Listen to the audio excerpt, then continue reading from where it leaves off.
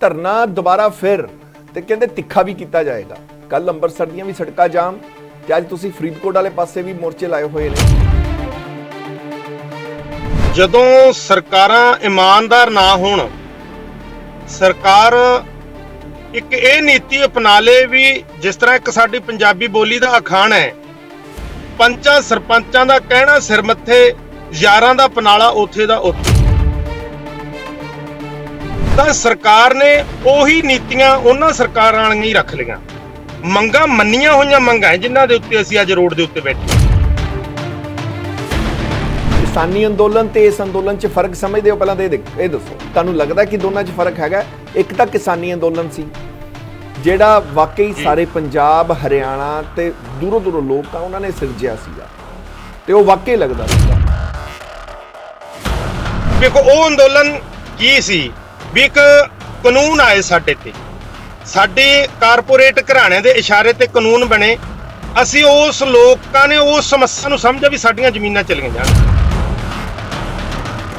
ਇੱਕ ਬਹੁਤ ਵੱਡੇ ਜਸ਼ਨ ਮਨਾਏ ਜਾ ਰਹੇ ਤੇ ਇੱਕ ਬਹੁਤ ਵੱਡੀ ਚੁਣੌਤੀ ਆ ਭਾਰਤ ਦੇਸ਼ ਦੇ ਅੱਗੇ ਕਿ ਸਾਡਾ ਮੁਲਕ ਭੁੱਖਮਰੀ ਨਾਲ ਜੂਝ ਰਿਹਾ ਸੀ ਤੇ ਅਸੀਂ ਪੰਜਾਬ ਦੇ ਖਿੱਤੇ ਦੇ ਵਿੱਚ 1.5% ਆਬਾਦੀ ਦੇ ਉੱਤੇ ਖੇਤੀ ਕਰਕੇ ਸਾਡੇ ਦੇਸ਼ ਦੇ ਵਿੱਚ ਕੇਂਦਰੀ ਪੂਲ ਦੇ ਵਿੱਚ 65% ਹਿੱਸਾ ਕੱਲੇ ਪੰਜਾਬ ਵਾਲਿਆਂ ਨੇ ਪਾਤਾ, ਜਿਹਨੇ 25% ਹਿੱਸਾ ਪਾ ਕੇ ਇਸ ਦੇਸ਼ ਦੀ ਲੁੱਟਕੋ ਹੀ ਅਰਥ ਵਿਵਸਥਾ ਨੂੰ ਤਾਂ ਚੁੱਕਿਆ। ਕੀ ਵਾਕਈ ਜਿਹੜੀ ਕਿਸਾਨੀ ਅੰਦੋਲਨ ਦੇ ਵਿੱਚ ਜਥੇਬੰਦੀ ਸੀ ਸਿਰਫ ਕਿਸਾਨ ਮੋਰਚਾ, ਉਹ ਸਾਰੀਆਂ ਜਥੇਬੰਦੀਆਂ ਤੁਹਾਨੂੰ ਲੱਗਦਾ ਕਿ ਇਸ ਟਾਈਮ ਸਾਰੀਆਂ ਜਥੇਬੰਦੀਆਂ ਉਸੇ ਤਰੀਕੇ ਨਾਲ ਇਕੱਠੀਆਂ ਨੇ? ਉਹਨਾਂ ਨੇ ਗਵਰਨਰ ਦੇ ਘਰਾਓ ਦੀ ਗੱਲ ਕੀਤੀ। ਅਸੀਂ ਉਦੋਂ ਬਾਅਦ ਦੇ ਵਿੱਚ ਜਥੇਬੰਦੀਆਂ ਚੈੱਕ ਹੁੰਨੇ ਆ, ਪਰ ਸੁਣਨ ਦੇ ਵਿੱਚ ਆਇਆ 19 ਦਿਨ ਰੋਡ ਬਲੌਕ ਰੱਖੇ, ਗਵਰਨਰ ਦਾ ਘਰਾਓ ਰੱਖਿਆ। ਕੀ ਉਦੋਂ ਲੋਕਾਂ ਦੀ ਖੱਜਲ ਖੁਆਰੀ ਨਹੀਂ ਸ਼ੁਰੂ? ਸਰਕਾਰਾਂ ਨੇ ਕਿਹਾ ਅਸੀਂ ਨੌਕਰੀ ਦੇਵਾਂਗੇ, ਅਸੀਂ 5 ਲੱਖ ਰੁਪਇਆ ਮੁਆਵਜ਼ਾ ਦੇਵਾਂਗੇ, ਦਿੱਤਾ ਵੀ। ਸਾਡਾ ਜ਼ਿਲ੍ਹਾ ਫਰੀਦਕੋਟ ਵਾਂਝਾ ਰੱਖਿਆ ਗਿਆ। ਆਊਗੀ ਸਮੱਸਿਆ ਜਦੋਂ ਸੰਘਰਸ਼ ਲੜਾਂਗੇ, ਆਉਂਦੀ ਹੁੰਦੀ ਹੈ। ਇਹਦੇ ਤੋਂ ਮਤਲਬ ਕਿ ਅਸੀਂ ਮਾਫੀ ਵੀ ਚਾਹੁੰਦੇ ਹਾਂ ਜਨਤਾ ਤੋਂ।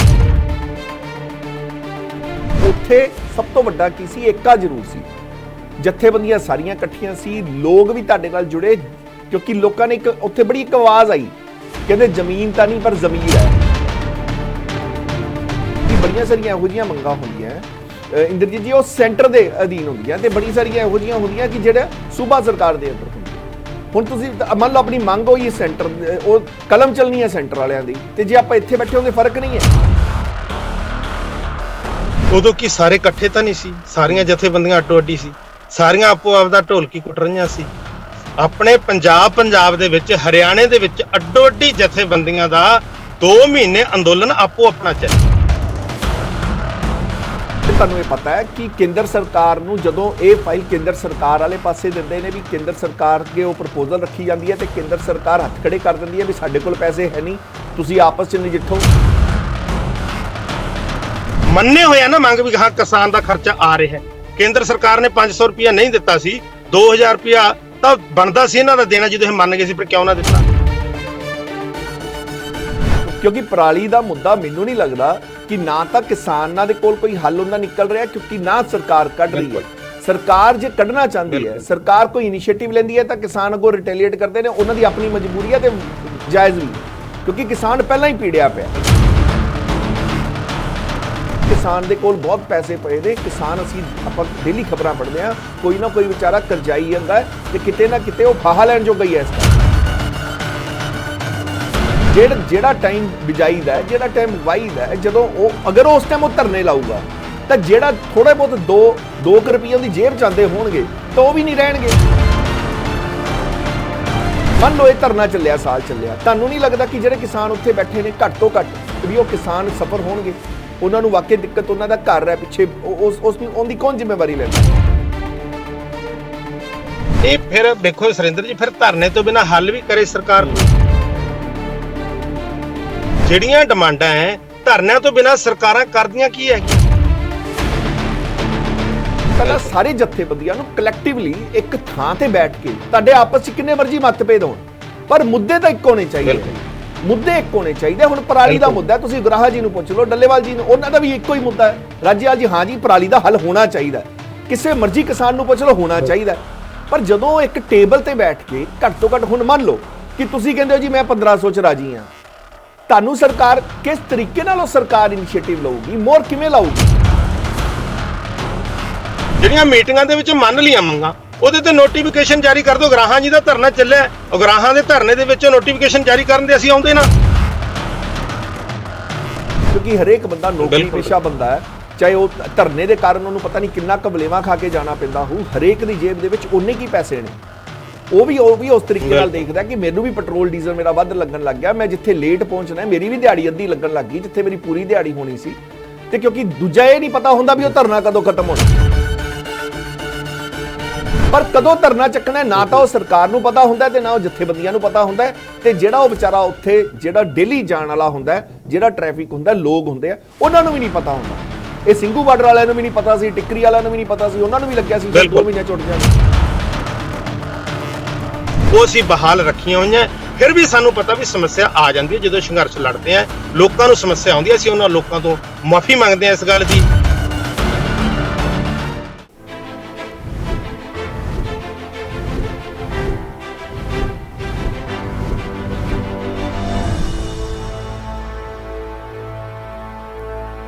ਨਮਸਕਾਰ, ਸਤਿ ਸ਼੍ਰੀ ਅਕਾਲ, ਮੈਂ ਹਾਂ ਸੁਰਿੰਦਰ ਸਿੰਘ ਤੇ ਤੁਸੀਂ ਵੇਖ ਰਹੇ ਹੋ ਨਜ਼ਰੀਆ ਬਿਯੋਂਡ ਦਾ ਵੇ। ਇੱਕ ਵਾਰ ਫਿਰ ਕਿਸਾਨ ਸੜਕਾਂ ਤੇ ਨੇ, ਕਹਿਣ ਦਾ ਮਤਲਬ ਕਿ ਧਰਨੇ ਤੇ ਨੇ। ਇਹ ਧਰਨਾ ਹੋ ਸਕਦਾ ਹੈ ਜਾਇਜ਼ ਹੋਵੇ, ਪਰ ਆਮ ਲੋਕਾਂ ਲਈ ਵੀ ਇਹ ਧਰਨਾ ਇਸ ਟਾਈਮ ਵਾਕਈ ਮੁਸੀਬਤ ਬਣਿਆ ਹੋਇਆ ਹੈ, ਕਿਉਂਕਿ ਲੋਕ ਵੀ ਬੜੇ ਪਰੇਸ਼ਾਨ ਨੇ। ਪਰ ਇਹ ਧਰਨੇ ਤੇ ਕੀ ਮੰਗਾਂ ਨੇ, ਆਖਰਕਾਰ ਕਿਸਾਨ ਫਿਰ ਦੁਬਾਰਾ ਕਿਉਂ ਧਰਨੇ ਲਈ ਮਜਬੂਰ ਹੋਇਆ, ਤੇ ਇਸ ਤੇ ਹੀ ਅੱਜ ਆਪਾਂ ਗੱਲਬਾਤ ਕਰਾਂਗੇ। ਤੇ ਸਾਡੇ ਨਾਲ ਜੁੜਨਗੇ ਇੰਦਰਜੀਤ ਸਿੰਘ ਕਨਿਆ, ਤੇ ਆਓ ਆਪਾਂ ਪਹਿਲਾਂ ਸਵਾਗਤ ਕਰ ਲੈਂਦੇ ਹਾਂ ਉਹਨਾਂ ਦਾ। ਸਤਿ ਸ਼੍ਰੀ ਅਕਾਲ ਜੀ। ਸਤਿ ਸ਼੍ਰੀ ਅਕਾਲ ਜੀ। ਸਤਿ ਸ਼੍ਰੀ ਅਕਾਲ ਇੰਦਰਜੀਤ ਜੀ, ਧਰਨਾ ਦੁਬਾਰਾ ਫਿਰ ਤੇ ਕਹਿੰਦੇ ਤਿੱਖਾ ਵੀ ਕੀਤਾ ਜਾਏਗਾ। ਕੱਲ ਅੰਮ੍ਰਿਤਸਰ ਦੀਆਂ ਵੀ ਸੜਕਾਂ ਜਾਮ, ਤੇ ਅੱਜ ਤੁਸੀਂ ਫਰੀਦਕੋਟ ਵਾਲੇ ਪਾਸੇ ਵੀ ਮੋਰਚੇ ਲਾਏ ਹੋਏ ਨੇ। ਕਿਵੇਂ ਦੇਖਦੇ ਹੋ? ਪਹਿਲਾਂ ਤਾਂ ਤੁਸੀਂ ਧਰਨੇ ਵਾਲਾ ਪੱਖ ਦੱਸੀਏ। ਬਿਲਕੁਲ ਜੀ, ਜਦੋਂ ਸਰਕਾਰਾਂ ਇਮਾਨਦਾਰ ਨਾ ਹੋਣ, ਸਰਕਾਰ ਇੱਕ ਇਹ ਨੀਤੀ ਅਪਣਾ ਲੇ ਵੀ ਜਿਸ ਤਰ੍ਹਾਂ ਇੱਕ ਸਾਡੀ ਪੰਜਾਬੀ ਬੋਲੀ ਦਾ ਅਖਾਣ ਹੈ, ਪੰਚਾਂ ਸਰਪੰਚਾਂ ਦਾ ਕਹਿਣਾ ਸਿਰ ਮੱਥੇ, ਯਾਰਾਂ ਦਾ ਪਨਾਲਾ ਉੱਥੇ ਦਾ ਉੱਥੇ। ਸਰਕਾਰ ਇਹ ਤੋਂ ਪਹਿਲਾਂ ਸਰਕਾਰਾਂ ਬਣੀਆਂ, ਉਹਨਾਂ ਸਰਕਾਰਾਂ ਤੋਂ ਲੋਕ ਬੁਰੀ ਤਰ੍ਹਾਂ ਦੁਖੀ ਸੀ, ਉਹਨਾਂ ਨੇ ਲੋਕਾਂ ਨੂੰ ਕੁੱਟਿਆ ਤੇ ਲੁੱਟਿਆ। ਔਰ ਅੱਜ ਦੀ ਸਰਕਾਰ ਲੋਕਾਂ ਨੇ ਬੜੇ ਹੌਸਲੇ ਨਾਲ, ਜਜ਼ਬੇ ਦੇ ਨਾਲ, ਲੋਕਾਂ ਨੇ ਇੱਕ ਆਸ ਦੀ ਕਿਰਨ ਨਾਲ ਬਣਾਈ ਸੀ ਵੀ ਸ਼ਾਇਦ ਕੋਈ ਨਵੀਂ ਪਾਰਟੀ ਦੀ ਸਰਕਾਰ ਹੈ, ਕੋਈ ਬਦਲਾਵ ਲੈ ਕੇ ਆਊ। ਤਾਂ ਸਰਕਾਰ ਨੇ ਉਹੀ ਨੀਤੀਆਂ ਉਹਨਾਂ ਸਰਕਾਰਾਂ ਵਾਲੀਆਂ ਹੀ ਰੱਖ ਲਈਆਂ। ਮੰਗਾਂ ਮੰਨੀਆਂ ਹੋਈਆਂ ਮੰਗਾਂ ਹੈ ਜਿਨ੍ਹਾਂ ਦੇ ਉੱਤੇ ਅਸੀਂ ਅੱਜ ਰੋਡ ਦੇ ਉੱਤੇ ਬੈਠੇ ਹਾਂ। ਸਰਕਾਰ ਮੰਨ ਚੁੱਕੀ ਮੰਗਾਂ ਹੈ, ਉਹਨਾਂ ਦੇ ਉੱਤੇ ਨੋਟੀਫਿਕੇਸ਼ਨ ਨਹੀਂ ਸਰਕਾਰ ਜਾਰੀ ਕਰ ਰਹੀ।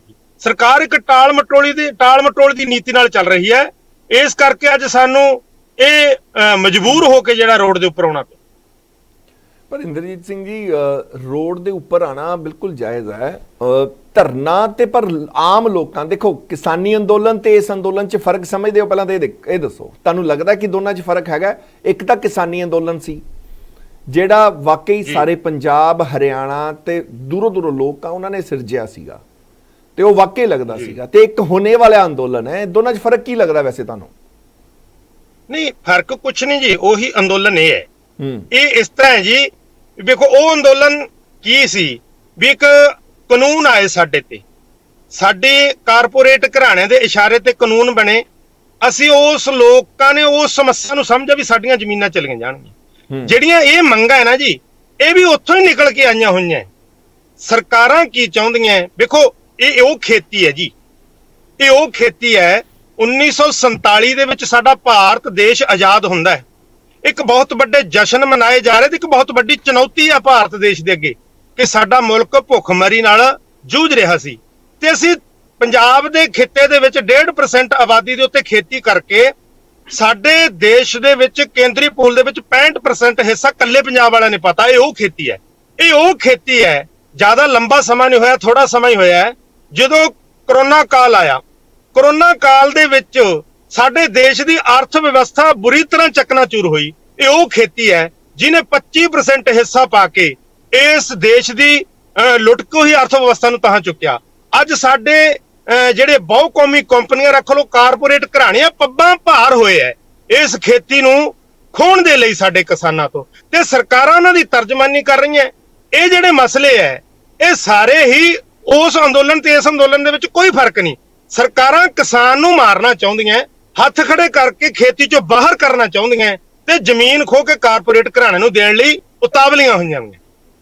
ਬਿਲਕੁਲ ਇੱਕ ਫਰਕ ਮੈਂ ਹੁਣੇ ਤੁਹਾਨੂੰ ਦਿਖਾਣਾ, ਆਓ ਪਹਿਲਾਂ ਆਪਾਂ ਸੁਣ ਲੈਂਦੇ ਹਾਂ, ਨਾਲੇ ਤੁਹਾਨੂੰ ਸਮਝ ਵੀ ਆਏਗਾ ਕਿ ਫਰਕ ਕੀ ਹੈ, ਸਭ ਤੋਂ ਵੱਡਾ ਫਰਕ ਕੀ ਹੈ। ਰੂਲਤੂ ਸਿੰਘ ਮਾਨਸਾ ਇਹ ਕੀ ਕਹਿ ਰਹੇ ਨੇ, ਆਓ ਸੁਣਾਉਂਦੇ ਹਾਂ। ਪਹਿਲਾਂ ਜਿਹੜਾ ਮੇਰਾ ਆਪਣਾ ਹਿਸਾਬ ਕਿਤਾਬ ਹੈ, ਘੱਟੋ ਘੱਟ ਮੈਨੂੰ 45 ਸਾਲ ਮੰਗੂ ਹੋ ਗਏ।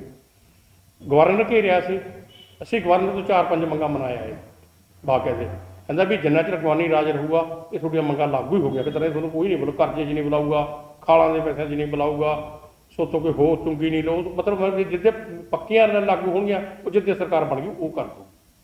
ਸਾਨੂੰ ਕਿਸੇ ਨੇ ਕਰਜ਼ੇ 'ਚ ਨਹੀਂ ਫੜਿਆ, ਸਾਡਾ ਕਨੈਕਸ਼ਨ ਨਹੀਂ ਕੱਟਿਆ ਅਗਵਾਨੀ ਰਾਜ 'ਚ। ਉਹ ਲੋਕ ਸਾਡੇ ਨਾਲ ਸੀ ਸਾਰੇ ਪੰਜਾਬ ਦੇ। ਅਸੀਂ ਬਾਦਲ ਤੋਂ 8099 ਦਾ ਲਿਆ, ਮਜ਼ਦੂਰਾਂ ਵਾਸਤੇ 3000 ਲਿਆ, ਤਾਂ ਲੋਕ ਸਾਡੇ ਨਾਲ ਗੱਡੀ ਦੇ ਲੈਣਾ ਤੇ ਬੈਠੇ, ਤਾਂ ਅਸੀਂ ਅੰਦੋਲਨ ਜਿੱਤ ਗਏ। ਜਦੋਂ ਅਸੀਂ ਸ਼ੁਰੂਆਤ ਕਰੀ ਸੀ ਕਿ ਮੋਟਰ ਮਾਰਚ ਕਰਿਆ, ਫਿਰ ਅਸੀਂ ਐਮਪੀਆਂ ਨੂੰ ਤੇ ਐਮਐਲਏ ਨੂੰ ਟਰੈਕਟਰ ਮਾਰਚ ਕਰਕੇ ਮੰਗ ਪੱਤਰ ਦਿੱਤੇ। ਫਿਰ ਇੱਕ ਦਿਨ ਲਈ ਅਸੀਂ ਧਰਨਾ ਲਾਇਆ, ਫਿਰ ਅਸੀਂ ਦਿੱਲੀ ਦੀ ਤਿਆਰੀ ਕੀਤੀ। ਅਣਮਿੱਥੇ ਸਮੇਂ ਲਈ ਕਰਨਾ ਤੇ ਇੱਕ ਦਿਨ ਨਹੀਂ ਕਰਨਾ। ਕੱਲ੍ਹ 3 ਘੰਟੇ ਹੋ ਗਏ, ਲੋਕਾਂ ਨੂੰ ਕੋਈ ਤਕਲੀਫ ਨਹੀਂ ਆਉਂਦੀ ਸੀ, ਕੀ ਮਤਲਬ ਨਹੀਂ ਆਉਣੀ ਸੀ। ਮੈਂ ਕਹਿੰਦਾ ਚੰਗੀ ਗੱਲ ਆ, ਵਧੀਆ ਗੱਲ ਆ, ਲੋਕਾਂ ਦੀਆਂ ਮੰਗਾਂ ਵਾਸਤੇ ਲੜਦੇ ਨੇ, ਘਰੋਂ ਕਿਸਾਨਾਂ ਦਾ ਕੰਮ ਛੱਡ ਕੇ ਆਉਂਦੇ ਨੇ, ਲੀਡਰ ਪਾਲੇ ਠੰਡ 'ਚ ਬਹਿੰਦੇ ਨੇ ਕੁਝ, ਪਰ ਸਾਨੂੰ ਲੋਕਾਂ ਦਾ ਧਿਆਨ ਤਾਂ ਜ਼ਰੂਰ ਰੱਖਣ ਦੀ ਲੋੜ ਆ ਨਾ। ਕਹਿੰਦੇ ਸਾਨੂੰ ਲੋਕਾਂ ਦਾ ਧਿਆਨ ਰੱਖਣ ਦੀ ਜ਼ਰੂਰ ਲੋੜ ਹੈ, ਆ ਸਭ ਤੋਂ ਵੱਡਾ ਫਰਕ ਹੈ। ਤੇ ਕੀ ਵਾਕਈ ਜਿਹੜੀ ਕਿਸਾਨੀ ਅੰਦੋਲਨ ਦੇ ਵਿੱਚ ਜਥੇਬੰਦੀ ਸੀ ਸੰਯੁਕਤ ਕਿਸਾਨ ਮੋਰਚਾ, ਉਹ ਸਾਰੀਆਂ ਜਥੇਬੰਦੀਆਂ ਤੁਹਾਨੂੰ ਲੱਗਦਾ ਕਿ ਇਸ ਟਾਈਮ ਉਹ ਸਾਰੀਆਂ ਜਥੇਬੰਦੀਆਂ ਉਸੇ ਤਰੀਕੇ ਨਾਲ ਇਕੱਠੀਆਂ ਨੇ? ਜੀ ਸੁਰਿੰਦਰ ਜੀ, ਵੇਖੋ ਗੱਲ ਇਹ ਹੈਗੀ ਹੈ, ਰੁਲਦੂ ਸਿੰਘ ਮਾਨਸਾ ਜੀ ਨੇ ਜਿਹੜੀਆਂ ਟਿੱਪਣੀਆਂ ਕੀਤੀਆਂ, ਮੈਂ ਪੁੱਛਣਾ ਚਾਹੁੰਦਾ ਉਹਨਾਂ ਨੂੰ। ਉਹਨਾਂ ਨੇ ਗਵਰਨਰ ਦੇ ਘਰਾਓ ਦੀ ਗੱਲ ਕੀਤੀ।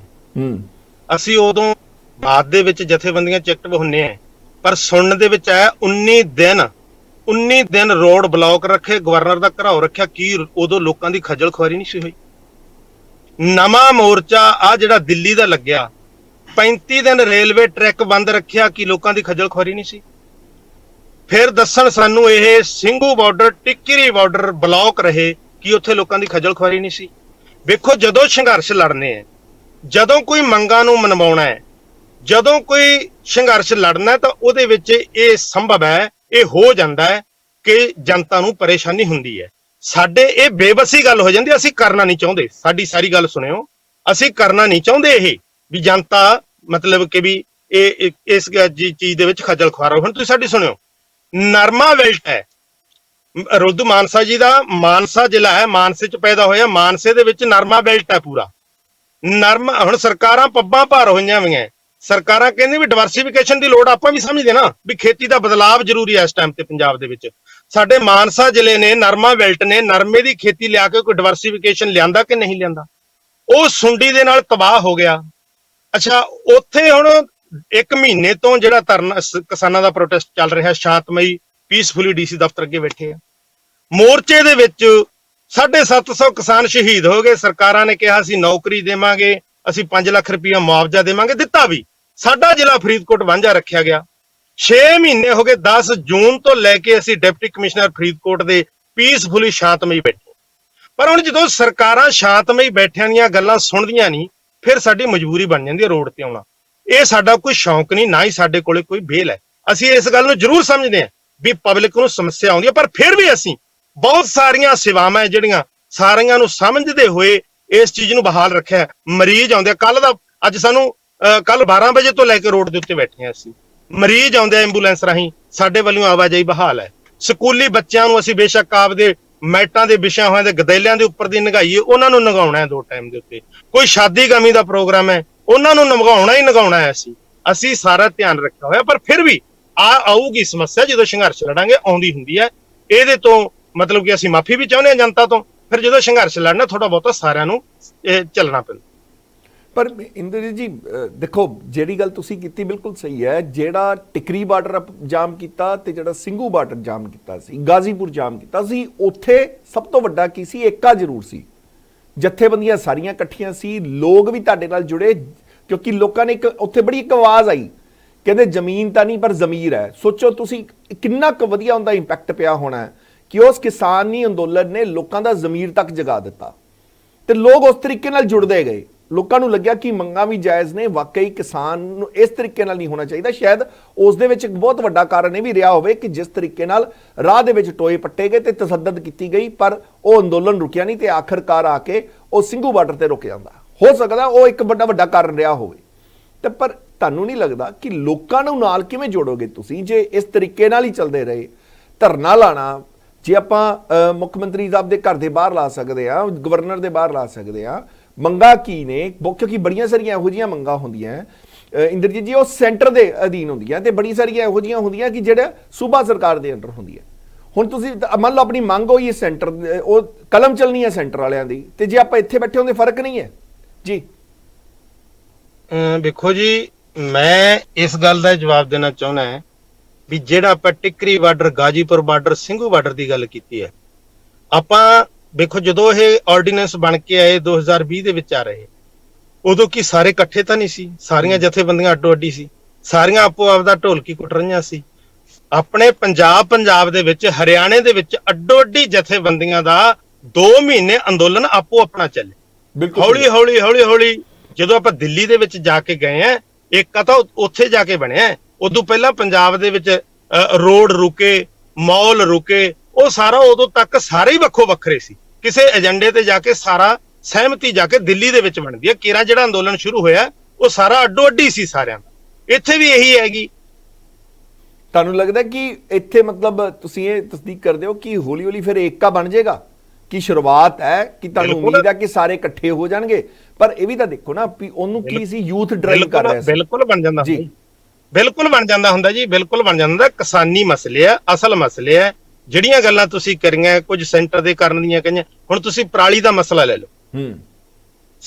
ਸਰਕਾਰ ਮੰਨ ਚੁੱਕੀ ਮੰਗਾਂ ਇਹ, ਪਰਾਲੀ ਦੇ ਮਸਲੇ ਤੇ ਸਰਕਾਰ ਮੰਨ ਚੁੱਕੀ ਹੈ। ਅਸੀਂ ਕਹਿੰਦੇ ਆ ਵੀ ਕਿਸਾਨ ਦਾ ਖਰਚਾ ਆਉਂਦਾ ਹੈ, ਸਾਡਾ ਸ਼ੌਂਕ ਨਹੀਂ ਪਰਾਲੀ ਨੂੰ ਅੱਗ ਲਾਉਣਾ, ਧੂਆਂ ਕਰਨਾ, ਅਸੀਂ ਵੀ ਸਾਹ ਲੈਣਾ ਉਹਦੇ ਵਿੱਚ, ਪਰ ਇਹਦੇ ਉੱਤੇ ਕਿਸਾਨ ਦਾ ਖਰਚਾ ਆਉਂਦਾ। ਕਿਸਾਨ ਕਰਜ਼ਈ ਹੋਇਆ ਵਾ, ਕਿਸਾਨ ਖੁਦਕਸ਼ੀਆਂ ਦੇ ਰਸਤੇ ਪਿਆ ਹੋਇਆ, ਬਹੁਤ ਵੱਡਾ ਆਰਥਿਕ ਬੋਝ ਆ ਕਿਸਾਨ ਦੇ ਉੱਤੇ। ਉਹਦੇ ਉੱਤੇ ਇਹ ਹੋਰ ਨਵਾਂ ਬੋਝ ਪਾਉਣਾ ਠੀਕ ਨਹੀਂ। ਸਰਕਾਰ ਉਹਨੂੰ ਕਿਤੇ ਨਾ ਕਿਤੇ ਮੁਆਵਜ਼ਾ ਦੇ। ਪੰਜਾਬ ਸਰਕਾਰ ਨੇ ਮੰਨਿਆ, ਸ਼੍ਰੀ ਸੀਐਮ ਸਾਹਿਬ ਭਗਵੰਤ ਮਾਨ ਜੀ ਨੇ ਇਹ ਗੱਲ ਕਹੀ, 1500 ਰੁਪਇਆ ਅਸੀਂ ਪੰਜਾਬ ਸਰਕਾਰ ਦੇਵਾਂਗੇ, 500 ਰੁਪਇਆ ਕੇਜਰੀਵਾਲ ਸਰਕਾਰ ਦਿੱਲੀ ਤੋਂ ਲੈ ਕੇ ਦੇਵਾਂਗੇ, 500 ਰੁਪਇਆ ਕੇਂਦਰ ਸਰਕਾਰ ਤੋਂ ਲੈ ਕੇ ਦੇਵਾਂਗੇ, ਤੇ ਦਿੱਤਾ ਕੁਛ ਵੀ ਨਹੀਂ ਜੀ, ਦਿੱਤਾ ਕੁਛ ਵੀ ਨਹੀਂਗਾ। ਫਿਰ ਇਸੇ ਤਰ੍ਹਾਂ ਇਹ ਸਾਰਾ ਜਿਹੜਾ ਨਰਮੇ ਦਾ ਖਾਪਾ ਹੋਇਆ। ਹੁਣ ਇਹ ਦੱਸੋ ਕੀ ਤੁਹਾਨੂੰ ਇਹ ਪਤਾ ਹੈ, ਵੈਸੇ ਜਨ ਪੁੱਛ ਰਹੇ, ਤੁਹਾਨੂੰ ਇਹ ਪਤਾ ਹੈ ਕਿ ਕੇਂਦਰ ਸਰਕਾਰ ਨੂੰ ਜਦੋਂ ਇਹ ਫਾਈਲ ਕੇਂਦਰ ਸਰਕਾਰ ਵਾਲੇ ਪਾਸੇ ਦਿੰਦੇ ਨੇ ਵੀ ਕੇਂਦਰ ਸਰਕਾਰ ਅੱਗੇ ਉਹ ਪ੍ਰਪੋਜ਼ਲ ਰੱਖੀ ਜਾਂਦੀ ਹੈ ਤੇ ਕੇਂਦਰ ਸਰਕਾਰ ਹੱਥ ਖੜੇ ਕਰ ਦਿੰਦੀ ਹੈ ਵੀ ਸਾਡੇ ਕੋਲ ਪੈਸੇ ਹੈ ਨਹੀਂ, ਤੁਸੀਂ ਆਪਸ 'ਚ ਨਜਿੱਠੋ? ਨਹੀਂ, ਇਹ ਤਾਂ ਹੈਗਾ ਨਾ ਜੀ, 1500 ਰੁਪਇਆ ਤਾਂ ਪੰਜਾਬ ਸਰਕਾਰ ਨੇ ਮੰਨ ਲਿਆ ਨਾ ਜੀ। ਮੇਰੀ ਗੱਲ ਇਹਨਾਂ ਕਿ ਦੱਸੋ ਵੀ ਆਪਾਂ ਨੂੰ ਇਹ ਤਾਂ ਪਤਾ ਸੀਗਾ ਨਾ ਵੀ ਆਪਾਂ ਜਦੋਂ ਇਹ ਚੀਜ਼ ਹੈ ਕਿ ਇੱਕ ਚੀਜ਼ ਦੇਖੋ ਵੀ ਮੈਂ ਦੇਣਾ ਚਾਹਨਾ ਪਰ ਮੈਨੂੰ ਕਲੈਕਟਿਵ ਤੁਹਾਡੀ ਜੇਬ 'ਚ ਤਾਂ 2500 ਆਉਣਾ ਚਾਹੀਦਾ। ਕੀ ਤੁਸੀਂ 1500 ਦੇ ਰਾਜੀ ਹੋ ਜਾਓਗੇ? ਕੀ ਤੁਸੀਂ 1500 ਦੇ ਰਾਜੀ ਹੁੰਦੇ ਹੋ? ਫਿਰ ਰਾਜੀ ਤਾਂ ਸਾਨੂੰ ਦਬਾਉਣ ਬਿਨਾਂ ਦਿੱਤੇ ਨਾ, ਕੁਛ ਦਿੱਤਿਆਂ ਵੀ ਸਰਕਾਰ ਸਾਨੂੰ ਦਬਾਅ ਨਾਲ ਰਾਜੀ ਕਰੀ ਬੈਠੀ ਹੈ। 1500 ਸਾਨੂੰ ਇਹ ਦਿੰਦੇ, 500 ਰੁਪਇਆ ਕੇਜਰੀਵਾਲ ਸਰਕਾਰ, 2000 ਤਾਂ ਸਾਨੂੰ ਮਿਲਦਾ ਸੀ ਨਾ ਜੇ ਇਹ ਦਿੰਦੇ। ਮੰਨੇ ਹੋਇਆ ਨਾ ਮੰਗ ਵੀ ਹਾਂ ਕਿਸਾਨ ਦਾ ਖਰਚਾ ਆ ਰਿਹਾ ਹੈ।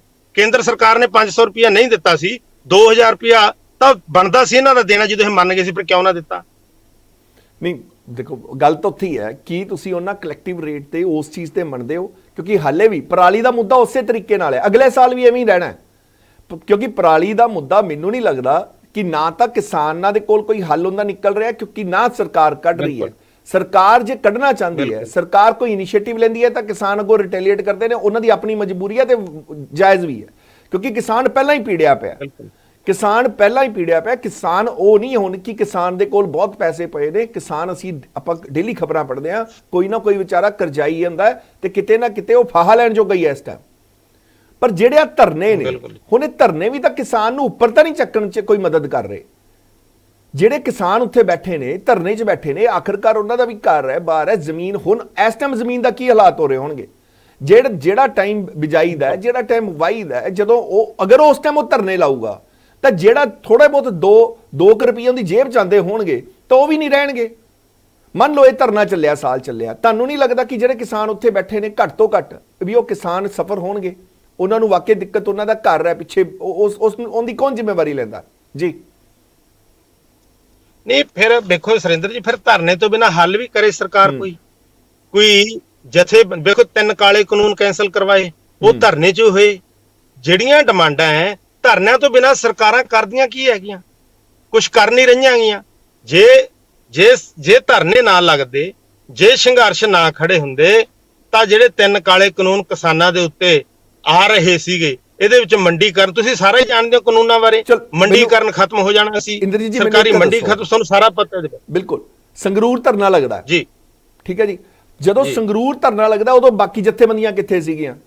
ਅੱਜ ਤੁਸੀਂ ਉੱਥੇ ਧਰਨਾ ਲਾ ਰਹੇ ਹੋ ਤਾਂ ਸੰਗਰੂਰ ਵਾਲਾ ਧਰਨਾ ਚੱਕਿਆ ਹੋਇਆ, ਅੱਜ ਉਗਰਾਹਾ ਜੀ ਹੈ ਨਹੀਂ। ਮੈਂ ਉਹੀ ਵਾਰ-ਵਾਰ ਤੁਹਾਨੂੰ ਦੱਸ ਰਿਹਾ ਕਿ ਜਦੋਂ ਮੰਗਾਂ, ਜੇ ਸਾਰੇ ਕਿਸਾਨਾਂ ਦੀਆਂ ਮੰਗਾਂ ਇੱਕੋ ਹੈ, ਪਰਾਲੀ ਮੁੱਦਾ ਕੱਲੀ ਇੱਕ ਜਥੇਬੰਦੀ ਦਾ ਤਾਂ ਨਹੀਂ ਹੋ ਸਕਦਾ ਨਾ ਜੀ। ਪਰਾਲੀ ਦਾ ਜਿਹੜਾ ਮੁੱਦਾ ਹੈ ਉਹ ਸਾਰੇ ਕਿਸਾਨਾਂ ਦਾ ਹੈ।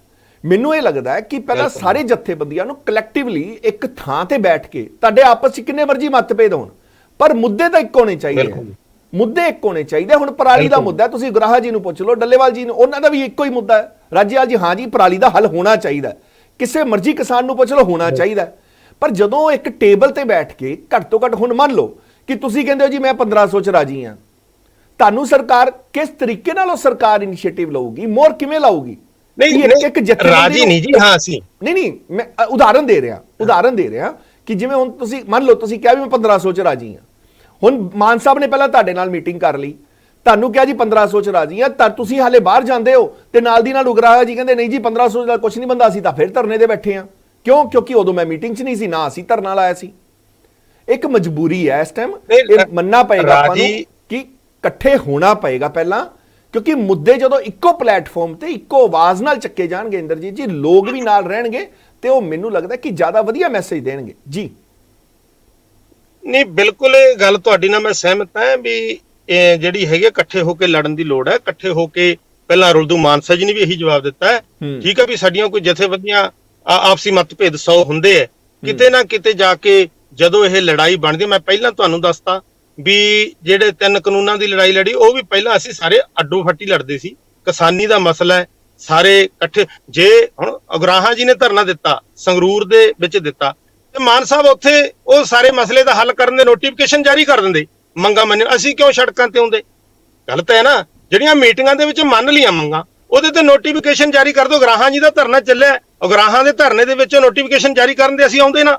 ਨੋਟੀਫਿਕੇਸ਼ਨ ਜਾਰੀ ਨਹੀਂ ਹੋਇਆ, ਮੰਗਾਂ ਨੂੰ ਮੰਨ ਲਿਆ, ਉਹਨਾਂ ਨੂੰ ਲਾਗੂ ਨਹੀਂ ਕੀਤਾ ਜਾ ਰਿਹਾ। ਜੇ ਨਹੀਂ ਹੋਇਆ ਤਾਂ ਹੁਣ ਸਾਨੂੰ ਆਉਣਾ ਪਿਆ ਜ਼ਰੂਰੀ ਇਸ ਵਾਸਤੇ।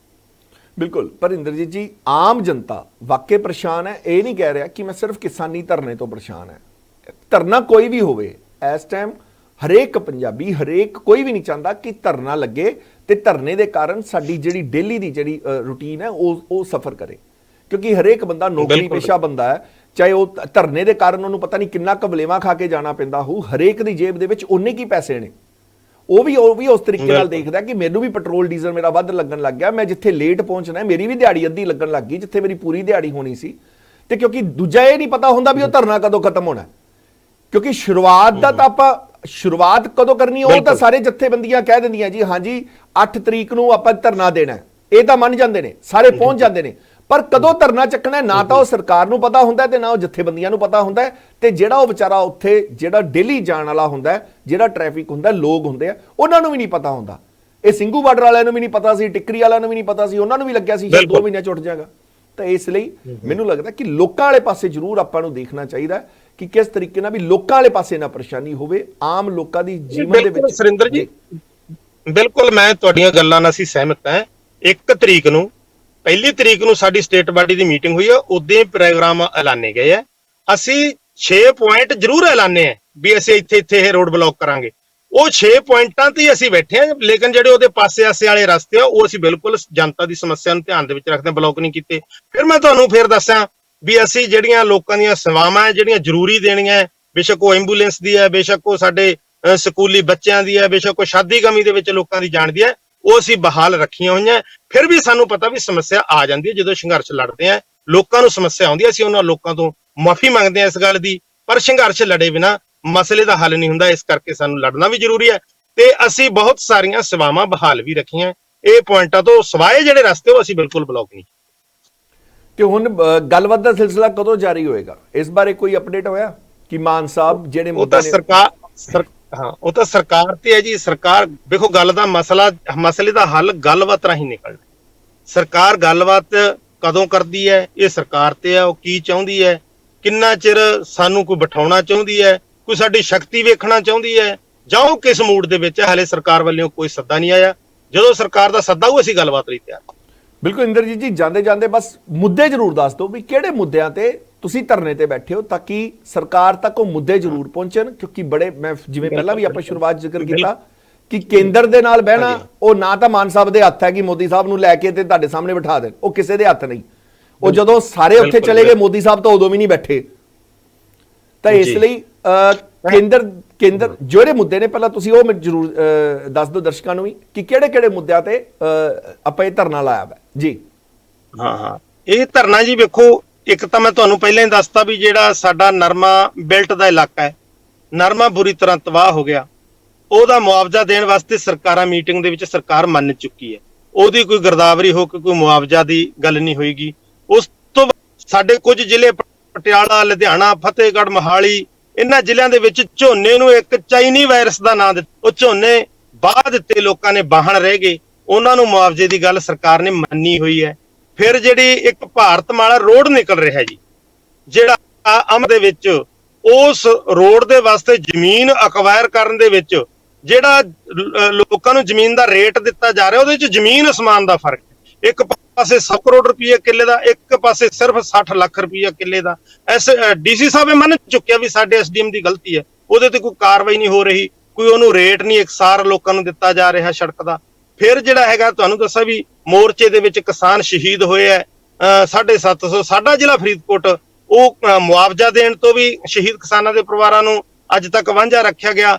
ਤੇ ਹਾਲੇ ਤੱਕ ਸਾਰੇ ਪੰਜਾਬ ਦੇ ਵਿੱਚ ਨੌਕਰੀਆਂ ਦਿੱਤੀਆਂ ਗਈਆਂ। ਡੀਆਰਓ ਸਾਹਿਬ ਮੰਨੇ ਆ ਇਹ ਤੋਂ ਪਹਿਲਾਂ ਜਿੱਥੇ ਡਿਊਟੀਆਂ ਕਰੀ ਵੀ ਅਸੀਂ ਨੌਕਰੀਆਂ ਦੇ ਆਏ ਆ ਉੱਥੇ, ਤੇ ਉਹ ਹਾਲੇ ਤੱਕ ਨੌਕਰੀਆਂ ਦਾ ਸਰਕਾਰ ਨੇ ਆਪ ਕਿਹਾ ਉਹ ਸ਼ਹੀਦ ਕਿਸਾਨਾਂ ਦੇ ਪਰਿਵਾਰਾਂ ਨੂੰ ਪ੍ਰਬੰਧ ਨਹੀਂ ਹੋਇਆ।